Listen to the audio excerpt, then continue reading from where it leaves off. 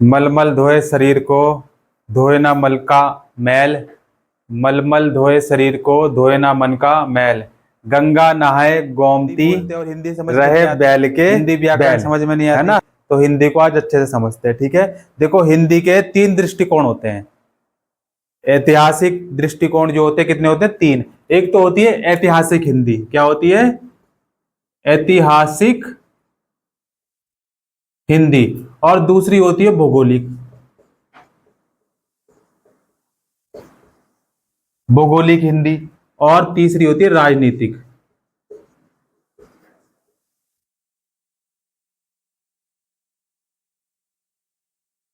राजनीतिक, राजनैतिक,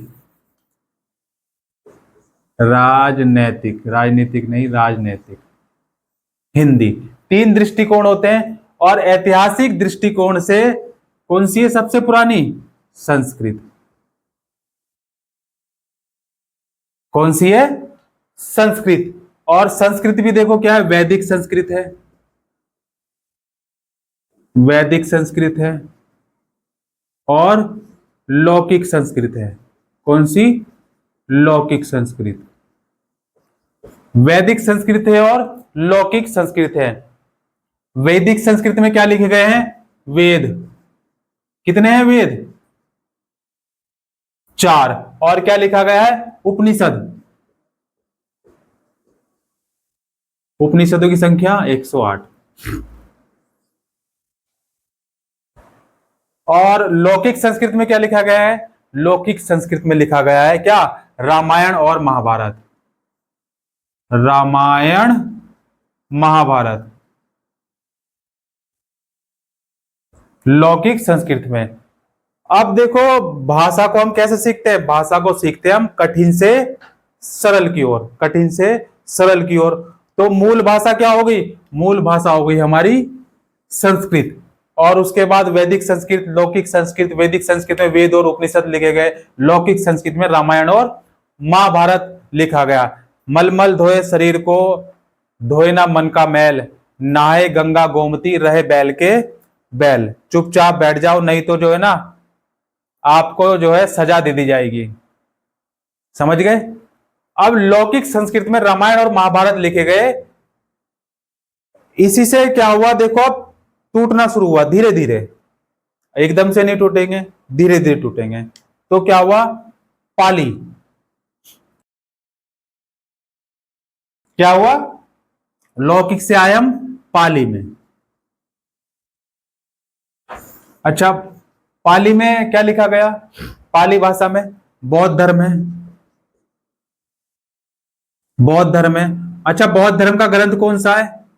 बौद्ध धर्म का जो ग्रंथ है क्या है? बौद्ध धर्म का ग्रंथ क्या नाम है? त्रिपिटक। हिंदी की क्लास हो रही है, इतिहास की नहीं रहे हैं बेटे। इतिहास पढ़ेगा ना तभी हिंदी समझेगा, नहीं तो नहीं समझ में आएगी। समझ गई बात? तो पाली भाषा में लिखा गया बौद्ध धर्म। और बौद्ध धर्म का जो ग्रंथ है क्या है? त्रिपिटक है। अब पाली से टूटी। जब पाली से टूटी तो कहां कहां गिरी आके? प्राकृत पे गिरी। प्राकृत। प्राकृत भाषा। प्राकृत भाषा में क्या लिखा गया? जैन धर्म है भाई। प्राकृत भाषा में क्या है? जैन धर्म। अच्छा, जैन धर्म का जो ग्रंथ है उसका नाम क्या है? उसका नाम है त्रिपिटक। जैन धर्म का क्या नाम है? आगम। आगम ग्रंथ। क्या है? आगम। आगम ग्रंथ। जैन धर्म लिखा गया, जैन धर्म। अब जब प्राकृत हो गई, प्रकृति में विलीन हो गई, अब देखो टूटना और तेज हो गया। अब टूटना क्या हो गया? और तेज हो गया। तो हुआ अपभ्रंश। क्या हुआ? अपभ्रंश। अपभ्रंश का हम आसान भाषा में सब क्या? टूटना शुरू हो गया। और अपभ्रंश से जब और टूटा तो बना शोर सैनी। शोर सैनी अपभ्रंश। अच्छा, इस शोर सैनी अपभ्रंश से निकलकर आई हमारी हिंदी। कितनी मशक्कत करनी पड़ी ना हिंदी को आने के लिए। अपभ्रंश के बाद शोर सैनी और शोर सैनी के बाद हिंदी। ठीक है, अब देखो हिंदी का जो साहित्यिक हिंदी है, लौकिक हिंदी है, हम और आप जो बातचीत करते हैं वो बातचीत क्या है? परिवर्तनशील है। है ना। अभी मैं हिंदी में बोल रहा हूँ, चाइना चले जाए चाइनीज में बात करेंगे, चाइनीज में बात करेंगे। वैसे तो चाइना का माल ज्यादा टिकता नहीं है ना। अच्छा, दूसरी बात, पंजाब में जाएंगे तो पंजाबी हो जाएगी, बिहार में जाएंगे बिहारी हो जाएगी, उड़ीसा में जाएंगे उड़िया हो जाएगी, है ना। केरल में जाएंगे तो मलयालम, तेलुगु। क्लियर होगी ना बात। तो भाषा क्या है, परिवर्तनशील है, जगह के हिसाब से बदलती है। इतनी बात समझ गए आप, यहां तक कोई दिक्कत। हिंदी कहां से आई, सोर्स यानी अपभ्रंश से आई। अब आपके पास एक छोड़ देखो, शब्दों का जो है क्या है, बिगड़ना शुरू हुआ। जब शब्दों का बिगड़ना शुरू हुआ, अपभ्रंश हुआ, तो टूट फूट के सोर्स यानी अपभ्रंश बनी, और फिर उसमें से निकल के आई हमारी हिंदी। तो शब्दों का बिगड़ना आरंभ हो गया था। कैसे ये आरंभ हुआ, अब ये भी मैं बता दूं। देश है, हम लिखते हैं उदाहरण के तौर पर, अगर हम यहां पे जो है उदाहरण लिख लें, क्या लिख लेते हैं हम, उदाहरण। उदाहरण के तौर पर हमने एक शब्द ले लिया, क्या ले लिया, रामेश्वर। भाई पहले ये लिखा जाता था ऐसे करके, रामेश्वर, ठीक है ना। अब इसको हमने बिगाड़ दिया, क्या लिख दिया, रामेश्वर लिख दिया। इसको बिगाड़ के क्या लिख दिया, रामेश्वर। तो ये बिगड़ गया ना, ये रूप बिगड़ गया, ये भाई दंतीय सा आ गया, इसी को बोलेंगे बिगड़ता हुआ रूप। क्लियर होगी बात। भाषा, हिंदी भाषा का विकास कब से माना जाता है। अब आपके पास प्रश्न आएगा, हिंदी भाषा का विकास कब से माना जाता है। चार ही ऑप्शन आते हैं गिने चुने, है ना। केबीसी में 3 आते हैं कि 4 आते हैं, तो अपने को तो 4 का गेम पता है, तो हम 4 पे खेलेंगे। देखो, अगर सवाल आपके पास आ जाए, क्वेश्चन क्या है, क्वेश्चन छपे आपके किताब में, पेपर में छपता है क्वेश्चन, है किताब में भी छपता है, किताब में भी छपता है। हिंदी भाषा का विकास कब से माना जाता है, तो ऑप्शन ए में संस्कृत, ऑप्शन बी में अपभ्रंश, ऑप्शन सी में शोरसेनी, और चौथे में खाली। इनमें से कोई नहीं, क्या लगाएंगे।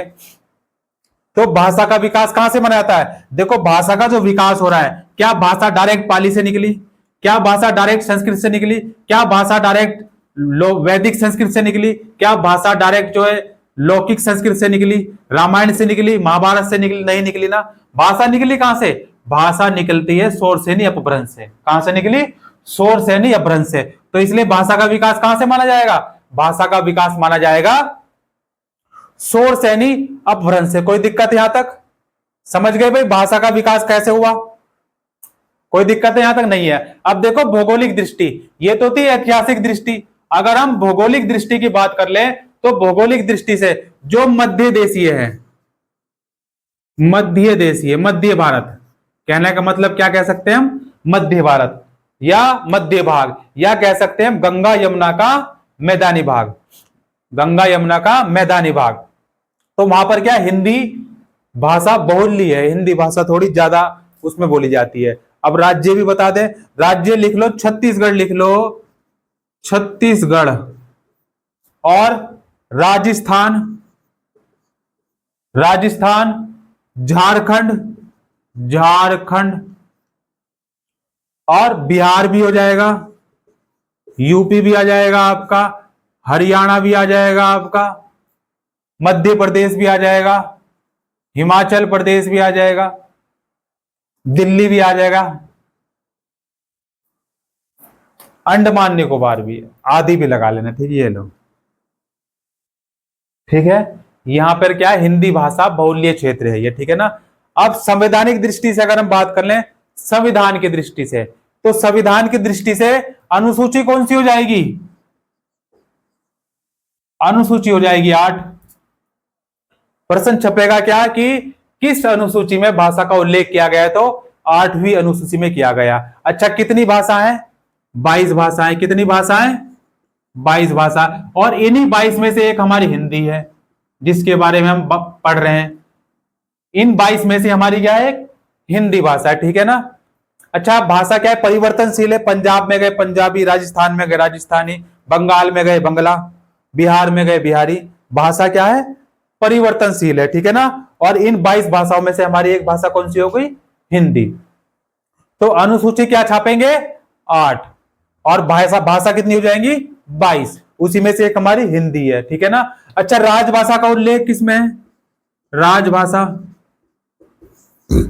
भाग 17 में, किसमें, भाग 17 में। अगर अनुच्छेद की बात कर ले, अनुच्छेद, भाई भाषा का उल्लेख किस अनुच्छेद में किया गया है, तो 343 से लेकर 351। अनुच्छेद 343 से लेकर 343 से लेकर 351, 351 तक क्या है, भाषा के बारे में बता गया, ठीक है ना, भाषा के बारे में सारा बताया गया। जिसको पीएचडी करनी हो वो इनको जो है चार्ट ले, ठीक है ना, शहद के साथ और ताजे पानी के साथ भी ले सकते हैं। ठीक है, क्लियर हो गई बात। बात करते हैं बोली की। बोली क्या होती है, बोली, बोली क्या होती है और भाषा।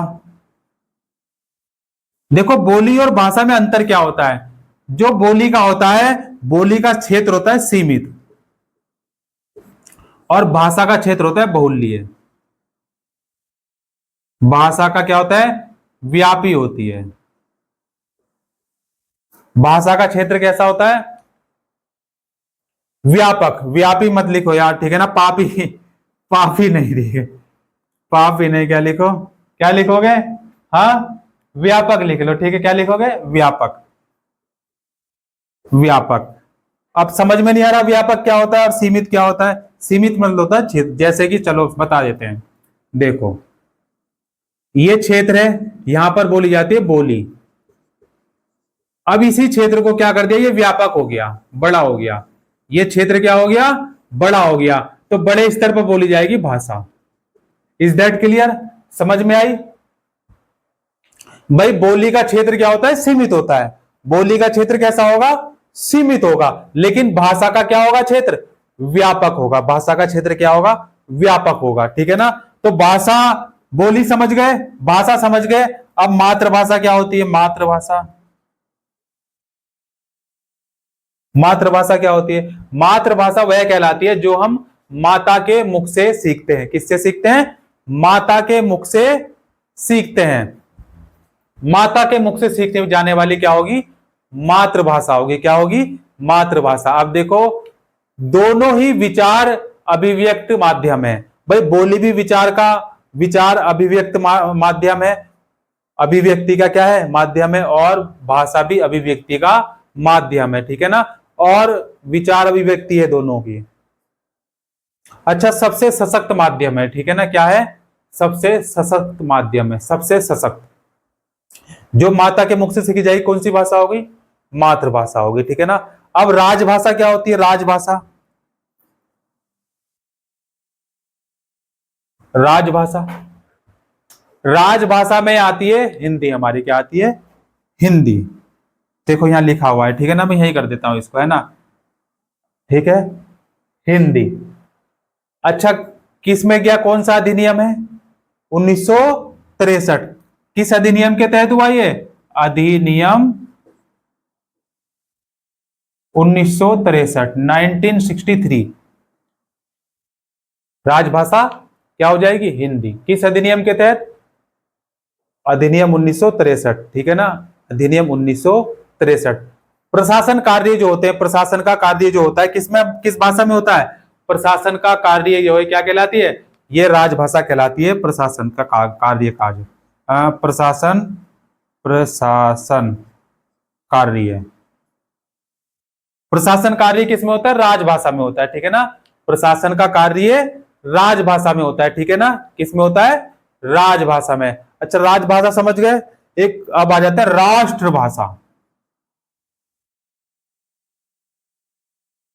राष्ट्रभाषा ये क्या होगी, संपूर्ण जनता जो बोलेगी उसको बोलेंगे हम क्या, राष्ट्रभाषा। संपूर्ण जनता जो बोलेगी क्या बोलेगी, राष्ट्रभाषा। जैसे आप गांव में रहते हैं, शहर में रहते हैं, बताओ, आप गांव में रहते हैं और आप शहर में रहते हैं, चलो हम दोनों को बताते हैं, ठीक है ना। अगर इसका गांव का बताएंगे उदाहरण तो ये बुरा मान जाएगा, और इसका बताएंगे तो ये बुरा मान जाएगी, है ना, इसलिए दोनों का। आप चाहे गांव में रहते हैं चाहे आप शहर में रहते हैं, ठीक है ना, आपके गांव का कुछ नाम होगा, आपके शहर का कुछ नाम होगा।